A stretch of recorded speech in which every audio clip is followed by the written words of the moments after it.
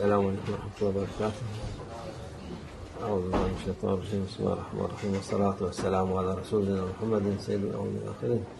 مدد يا رسول الله، مدد يا سادة أصحاب رسول، مدد يا مشايخ الدستور وأولياء شيخ الحفاظ أساس محمد البخاري، مدد طريقتنا الصحبة والخير في الجميع. اللہ عز و جل کہتا ہے کہ یہ نہ بھولیں کہ ہر کوئی اسی جگہ پر جائے گا جہاں سے اللہ عز و جل نے اس کو بھیجا ہے. وہاں پر وہ حساب دے گا جو اس نے دنیا میں کیا ہے. ہر انسان جو بھی اس نے کیا، اچھا کیا تو وہ اچھا پائے گا، برائی کی تو وہ اس کا حساب دے گا. تم نے برائی کیوں کی؟ لوگوں کو نقصان کیوں پہنچایا؟ خود پر ظلم کیوں کیا؟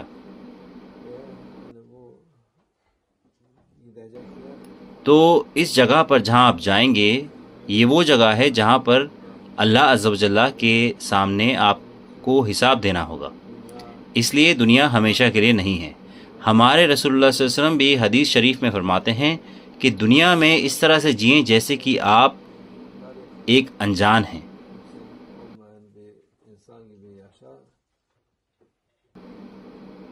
ایسا انسان جو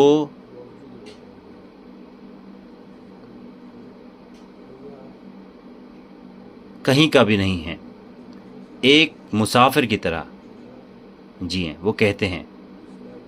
کیونکہ یہ دنیا گھر نہیں ہے، ہمارا گھر آخرت ہے.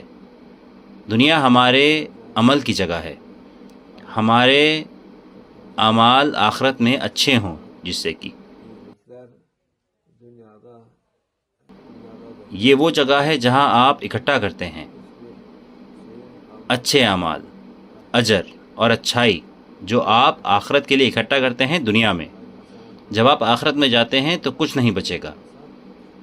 اگر آپ کی اولاد نیک نہیں ہے آپ کے بعد، اگر آپ کوئی نیک اعمال نہیں چھوڑ کے جاتے، اگر آپ کے پاس صدقہ جاریہ نہیں ہے تو آپ کے پاس واپس کچھ بھی نہیں آئے گا. اس لیے جب آپ دنیا میں ہیں تو ہر چیز کے بارے میں سوچیں اور آخرت کے بارے میں سوچیں، اور پھر اس دنیا میں اپنے کام کو انجام دیں. اسی حساب سے اپنے آخرت کے کام ٹھیک کریں. دنیاوی کام سارے آخرت کے لیے ہونے چاہیے. اگر آپ کے دنیاوی کام دنیا کے لیے ہیں تو آپ انہیں چھوڑ کر چلے جائیں گے. اگر وہ آخرت کے لیے ہیں تو آپ انہیں پائیں گے، آپ انہیں آخرت میں پائیں گے، آپ ان کا فائدہ دیکھیں گے. لیکن جو لوگ دنیا کے لیے کام کرتے ہیں وہ آخرت میں کبھی فائدہ نہیں اٹھائیں گے. خاص کر جب کوئی کفر کے راستے پر چل پڑتا ہے تو اس کا افسوس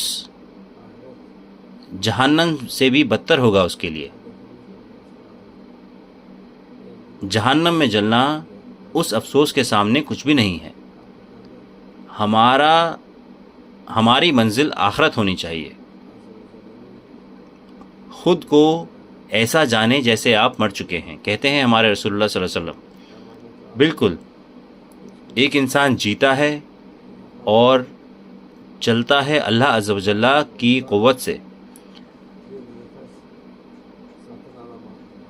اگر اللہ عز و جل یہ طاقت لے لے گا تو وہ کچھ بھی نہیں کر سکتا، چاہے پوری دنیا ہی اس کی کیوں نہ ہو.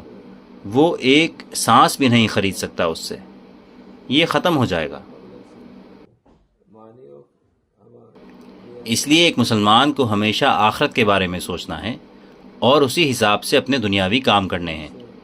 آپ اپنے دنیاوی کام کر سکتے ہیں، کوئی مسئلہ نہیں ہے، لیکن اس کی نیت اللہ عز و جل کی رضا ہونی چاہیے. یہ اس کے راستے پر ہونا چاہیے اور اس کی برکت سے ہونا چاہیے. یہ مسلمانوں کے لیے حق ہے، یہ فائدہ ہے. اس کا فائدہ یا تو آپ فائدہ اٹھائیں گے یا نقصان. فائدہ مند ہے اللہ کے راستے پر ہونا. اور نقصان کا راستہ ہے شیطان کا راستہ، یا پھر اللہ عز و جل کا راستہ چھوڑ دینا، یا پھر اس کی قیمت نہیں جاننا.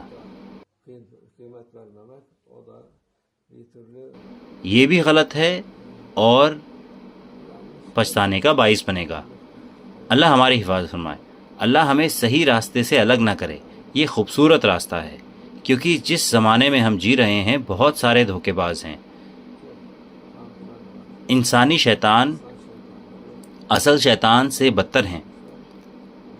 لوگ ابھی شیطان سے دھوکہ نہیں کھاتے، وہ اپنے خود کے لوگوں سے دھوکہ کھاتے ہیں. لوگ لوگوں کو دھوکہ دیتے ہیں، وہ شیطان سے بدتر ہیں. وہ ایسی چیزوں کو سچ دکھاتے ہیں جو سچ ہے نہیں، اور وہ سچ کو کہتے ہیں کہ ایسا ہے نہیں. اللہ ان کے شر سے لوگوں کی حفاظت فرمائے. ومن الله توفيق. الفاتحة.